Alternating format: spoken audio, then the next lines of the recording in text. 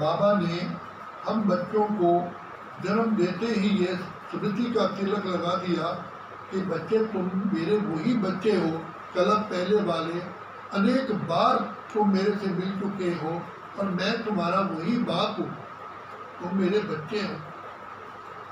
तो जिनकी बुद्धि में ये पक्का निश्चय हो जाता है तो वो यही समझते हैं बाप मेरा है, परिवार मेरा है, यज्ञ मेरा है, यज्ञ की शान और आन मेरी है। कल मैं यही कह रहा था कि कोई आप समझते मेरा, जैसे मैंने कहा मम्मा मेरी है, मैंने पहचाना, मम्मा मैं आपके साथ भोजन करूँगा, मम्मा मैं आपके साथ चाय पीऊँगा, मेरा अधिकार है। कह रहे हो मम्मा और बैठे हो दूर। आपका संबंध में कितना समीपता है और कितना दिल का प्यार है, कितना अधिकार है। एक बच्चा भी अपने माँ से लिपट जाता है, अधिकार समझता है। क्या दूसरे फीमेल के गोदी में जा करके ऐसे लिपटेगा? तो ऐसे ही पूरा पूरा निश्चय हो, शिव बाबा मेरा है, मेरा था, मेरा है, मेरा था, मेरा ही रहेगा। तब बाबा कहते हैं निश्चय बुद्धि विजयंती। अर्जुन को सबसे पहले गीता में यही कहा कि अर्जुन तुम ये सोचो कि तुम्हारा साथी कौन है, सोचो तुमको कौन मिला है, कौन तुम्हारा साथी है। पहले मैंने भी अपने आप को ये इसमें लाया, फिर उस डिटेल में गया कि मेरे बाप के पास कितनी बड़ी प्रॉपर्टी है। मैं अपना अनुभव सुना रहा हूँ आपको कि मेरे पिता ज्ञान के सागर, प्रेम के सागर, आनंद के सागर, शांति के सागर, सुख के सागर, वो मेरे पिता है। किस पिता की मैं संतान हूँ? अपने आप को नशा चढ़ाया। मेरा पिता, मेरा ही पिता दुख हरता सुख हरता है, बिगड़ी को बनाने वाला है, सारी सृष्टि का पालनहार है, वो मेरा पिता है, वो मेरे डैडी है। तो अपने आप को नशा चढ़ाओ। कौन हुआ? ईश्वरी संतान, ब्राह्मण कुलभूषण, स्वदर्शन चक्रधारी, त्रिनेत्री, त्रिकालदर्शी, मास्टर सर्वशक्तिमान। तो जितना हम बाबा के समीप, दिल से समीप आते हैं, उतना ही बाबा की याद समा जाती है। अब देखिए, एक कन्या, पति से विवाह हुआ, फेरे पड़े, तो उसको उसके दिल में क्या होता है कि ये मेरा यही पति है, यही पति है, यही पति है, या उसको आधा नीचे होगा, आधा नहीं होगा। संबंध जुट गया ना। स्वप्न में भी ये कि यही मेरा है। वो तो चलो फिर भी, ये तो हमारा जन्म जन्म का हमारा सदा पिता है, तो यही है, और तो संसार में कोई पिता है ही नहीं। आत्मा का पिता कौन? शिव बाबा। तो दिल से कहो मेरा बाबा, प्यार से कहो मेरा बाबा। बाबा भी हाथ बटाएगा, साथ निभाएगा, निभाएगा वो पूरा वादा। गुलजार दादी जब बिल्कुल ही अनभिज्ञ थी, कहा बच्ची तुमको लखनऊ जाना है। कहा लखनऊ होता क्या है यही पता नहीं। तो बाबा से मेरे बाबा ने कहा बच्ची जहाँ भी मुश्किल हो तुम बाबा को याद करो।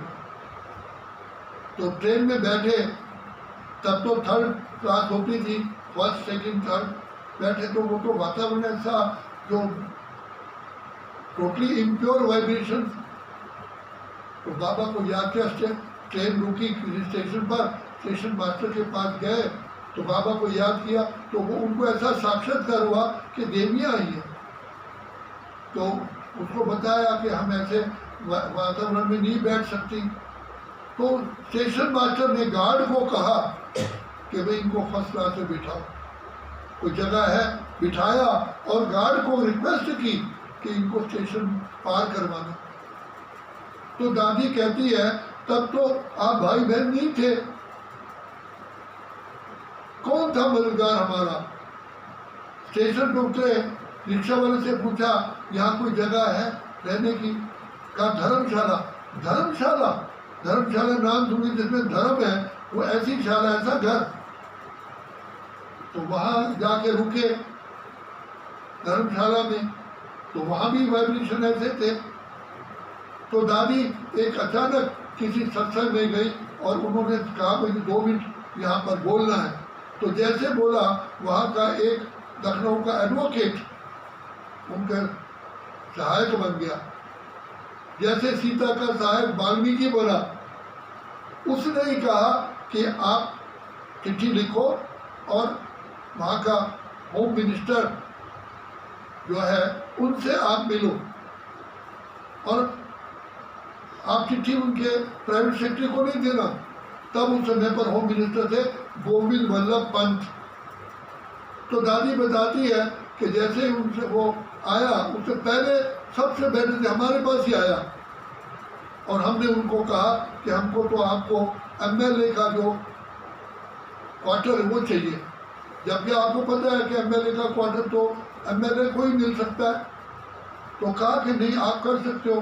तो गोविंद वल्लभ पंत ने, होम मिनिस्टर ने, चीफ मिनिस्टर ने उनको क्वार्टर अलॉट कर दिया।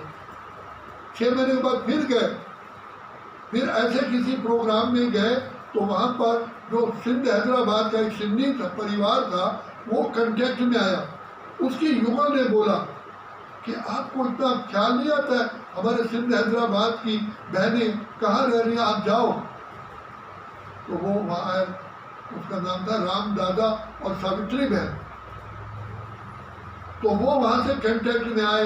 राम दादा हांगकांग में गए, वहाँ पर भी सेवा केंद्र खोलने के निमित्त बने। तो बाबा कहते हैं कि बच्चे, तुम निश्चय रखो तुम किसकी संतान हो, कदम बढ़ाओ आगे, तो सफलता तुम्हारे है ही है। तो बाबा भी यही कहते हैं, निश्चय बुद्धि विजयंती। हमको बाबा पूछते थे, बच्चे पहले कभी बाबा से मिले हो? तो टीचर सिखाती थी, बाबा को कहना हाँ बाबा हम पहले अनेक बार मिल चुके हैं। और कईयों को फीलिंग आती है कि मुझे अच्छा लगता है हम तो कई बार यहाँ आए हैं। तो बाबा कहते हैं मैं भी वही हूँ, तुम भी वही हो। कल्प कल्प के बिछड़ी हुई आत्माएं मिली और मिलते रहे हो। कौन मिला है? सोचो तुमको कौन मिला है, कौन तुम्हारा साथी है। तभी तो ब्रह्मा बाबा ने कहा ना, तुझको पाकर बाबा मैंने सुख का सार पा लिया, पाने का कुछ ना रहा जब तुझको पा लिया। तो ये दिल की तार डूबती है। तो मम्मा जब यहाँ दिल्ली में आई तो हमारी टीचर जम्मू कश्मीर में थी। मैं मम्मा से अकेले मिलने गया, मेरी माँ है ना, मैं अकेला गया, कोई साथी नहीं था। तो जितना आप समीप आएंगे और उतना ही आपको प्राप्ति भी होगी। दिल से दिल को प्यार होता है। दूसरी बात बाबा कहते हैं, जहाँ होता है मानुष का धन वही होता है उसका मन। मान लो आपने कोई प्लॉट खरीदा 2000 का, तो आपकी बार बार बुद्धि में आएगा, पता नहीं वो प्लॉट किसी ने घेर तो नहीं लिया, कोई है तो नहीं।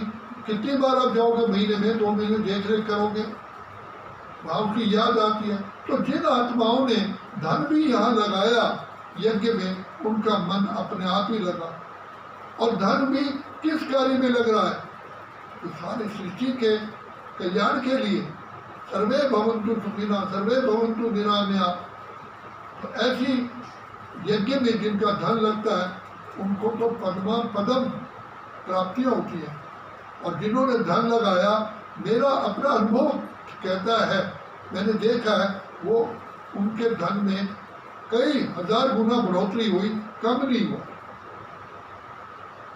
तो बाबा कहते हैं बच्चे, सबसे पहले निश्चय और नशा और निशाना भगवान अभी क्या बनाने के लिए आया? ऐसा कभी सोचा था? भगवान नर को नारायण, नारी को लक्ष्मी बनाएगा, जिसमें संसार के सारे सुख समाये हुए हैं, सर्व प्राप्तियां समाई हुई हैं, सर्व वरदान समाये हुए हैं। ऐसी प्राप्ति बाबा कहते हैं तुम सामने रखते हुए बाप को प्यार से याद